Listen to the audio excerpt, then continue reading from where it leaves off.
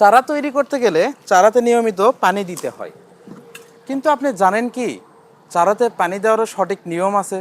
একটু ভুল হলেই চারাগুলো নষ্ট হয়ে যেতে পারে। বিষয়টা বুঝতেছেন না? আসেন আপনাদেরকে দেখাই। এই একটি সিডলিং ট্রের প্রত্যেকটা গর্তের পেছনেই ছিদ্র থাকে। এর উদ্দেশ্য হচ্ছে অতিরিক্ত পানি দিলে ঠিক এদিক দিয়ে বের হয়ে চলে যাবে। কিন্তু সমস্যাটা হচ্ছে একটি সিডলিং ট্রের খোপে সামান্য পরিমাণ কোকোপিট দেওয়া যায়। এই খোপের সাথে সামান্য পরিমাণ কোকোপিট দেওয়া যায় এবং এর ভিতরে যে নিউট্রিশন থাকে সেটা খেয়ে চারাগুলো বড় হয়।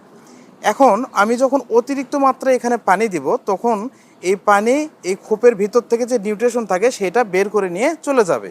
তাহলে যদি আমি এই ট্রেগুলোতে বেশি আকারে পানি দিই, তাহলে নিউট্রিশনগুলো নষ্ট হয়ে চলে যাবে। এতে করে চারা হলুদ হয়ে যাওয়া, পাশাপাশি চারার রোগবালাই বেশি হওয়া এবং চারার বাড়ন্ত কমে যাওয়া, এই সমস্যাগুলো দেখা দিতে পারে। তাই আমাদের এই ট্রেগুলোতে পানি দেওয়ার নিয়ম এমনভাবে যাতে চারার পাতাগুলো ভিজবে এবং কোকোপিটের হালকা মাত্রায় ভিজে থাকবে, কখনোই অতিরিক্ত পানি বের হয়ে যাবে না। তাহলে চারাগুলো সুস্থ সবল এবং নিয়মিত বাড়ন্ত ঠিক থাকবে। আপনারা অবশ্যই বুঝতে পারছেন যে চারাতে কিভাবে পানি দিতে হয়, ঠিক এই নিয়মটা অবলম্বন করবেন।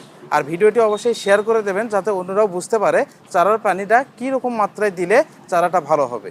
সবাই ভালো থাকবেন, সুস্থ থাকবেন। আসসালামু আলাইকুম।